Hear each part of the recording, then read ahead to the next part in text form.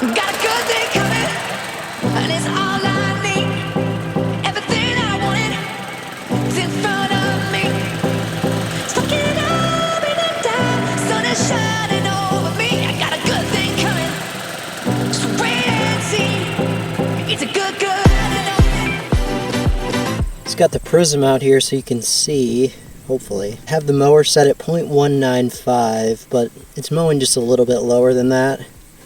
There's a few of the tips that are probably up at that height, but some of the rest of it looks like definitely sitting a little lower than that. Fall is in full swing here, and actually I'm noticing things start to slow down quite a bit, so I thought I'd better get an update done on this Perennial Ryegrass putting green that I've been working on. I started it back in the spring, and I wanted to give it as much time as possible this year to get an ending result as to how it is about 6 months later. So I want to do that before everything stops growing, and I'm noticing things just slow down. Our soil temperatures are still fairly warm for this time of year, and it's actually a high of 87 today, which is definitely not a normal high for this time of year, but since it's been warm and since the soil temps are staying up, this has actually been continuing to grow, but I wanted to talk about it today. So the main question was, can you use perennial ryegrass for a putting green, and what does it turn out like? Some people just do not want to deal with bent grass. I understand that.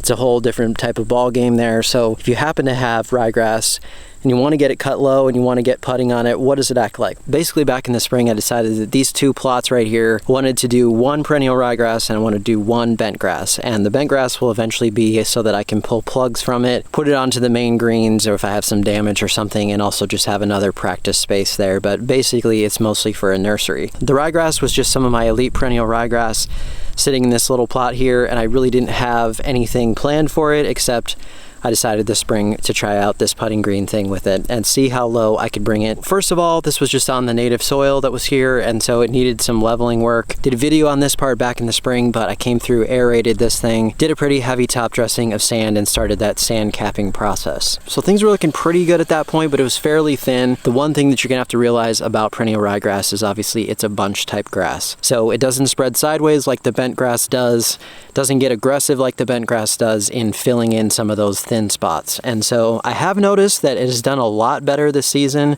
than I anticipated at kind of filling in and looking more full, even though it doesn't spread aggressively, and I'll show you some of those spots. So because this was just planted for a regular plot, I probably did not have the seed density quite as heavy as you might want it to be. So no problem with that. It's really easy to overseed perennial ryegrass, and so that's what I did. Overseeded this, got a pretty heavy amount of seed. I didn't measure it out exactly, but I definitely put a heavy amount of seed on. Try to get as much as possible growing in there without overcrowding and without having some issues of it dying off. But I got that going and I had it looking pretty good. And then about midsummer, I was gone for one weekend and I forgot to run my irrigation. There was still some sandy spots on here. It got really, really hot. Sun baked those spots. It does not take long for grass that's not very old, especially on sand, to get really hot and to burn out. And so I did have some spots that burned out on me. So then again, this isn't really going to repair itself. So I had to come in and I had to overseed those spots again. And the bad part is that if you're trying to mow it low, you need to fix some spots, then it's really hard to just avoid those areas. You almost have to let the whole thing grow back up and then start taking it back down. So that's what I did. I let it sit there for a little while, probably up to about a ½ an inch or so. And then I just used my manual reel mower for a few mows, let everything grow in nicely, and then I started to bring the height back down. So about mid-August or so, everything had grown back in fairly well, and I started to bring it down, bring the height down just little by little. Probably I started at around 0.3, and then every few mows I would go down just a little bit more, until now I'm at 0.195. And as you saw, the actual height of cut is probably just slightly lower than that. This is fairly soft.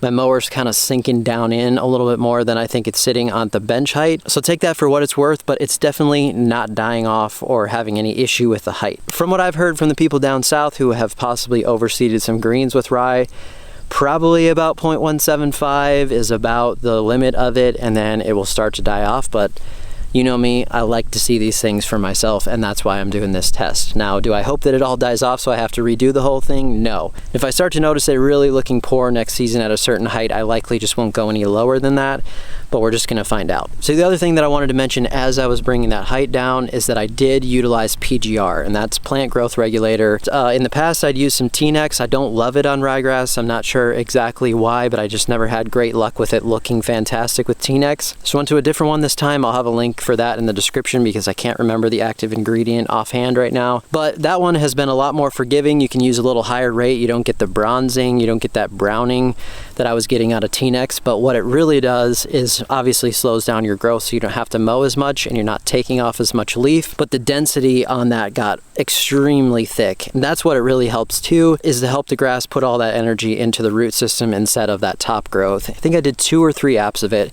throughout the late summer into fall on this ryegrass here, and I've noticed just such a huge difference in the density. Probably could use it right now. I notice it's starting to wear off, but it's almost mid-October right now, and so I'm probably just gonna let this go naturally, just kind of ride off into the sunset for the season. But let's take a look at this close up, and then I want to talk about putting on it compared to putting on bent grass. So here we go, fairly close up. I was telling you the density is fantastic. I always find it's hard to show this on camera to really get a sense of how thick the grass is, but you don't really see the soil anywhere. It's looking pretty much like the thickness of a golf green would be if you're out on a course, and this stuff should get really tight and thick like that.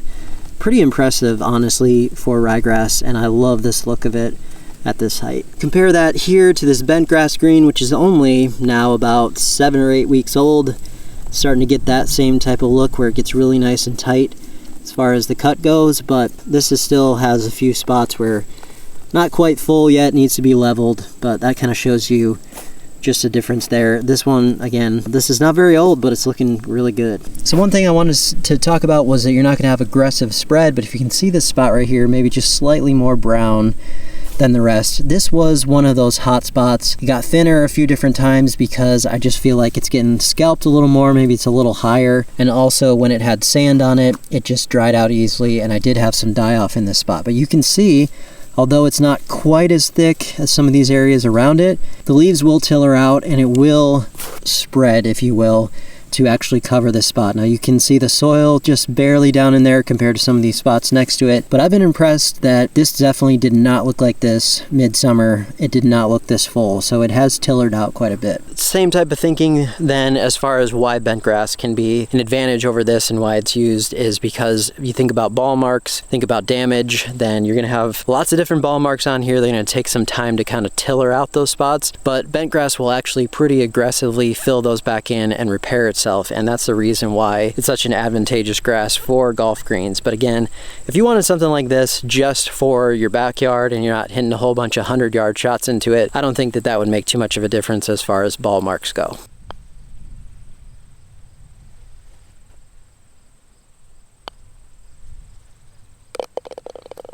So as far as putting goes, what I've noticed so far is I just don't think I have it quite level enough. There's probably not quite enough sand on here yet to get a pretty hard surface to it. And I have been keeping everything pretty watered because we have not had rain for basically since August. So what I've learned about the putting so far is that it definitely rolls pretty smooth, but it's fairly slow right now. And next year I'll probably focus a little more on seeing what type of speed I could get out of it. There's been some research done by the University of Minnesota on fine fescue greens. They've been studying those as a more low input alternative to bent grass. What they found is that these bunch type grasses actually don't need to get quite as low as bent grass in order to get some of the same rolling speeds, but on this particular one right now, I'm just not getting any type of speed anywhere close to what I would consider bent grass putting green speed. So that might be the perennial ryegrass itself, just it doesn't roll over all that well at this density. It seems like it still has that upright growth to it, whereas bent grass, I feel like you get some rolling onto it, it kind of rolls itself down and you get more of that speed out of there. But I can work on that next year and just see what happens with it with a little more sand, let it dry out a little more, see if I can get some better speed out of it. But if you're not after the fastest greens in the entire world, you just want something for you or maybe you and your kids to play on in the backyard, want to grow something in that's not quite as difficult to deal with and doesn't possibly contaminate the rest of your yard like bent grass could,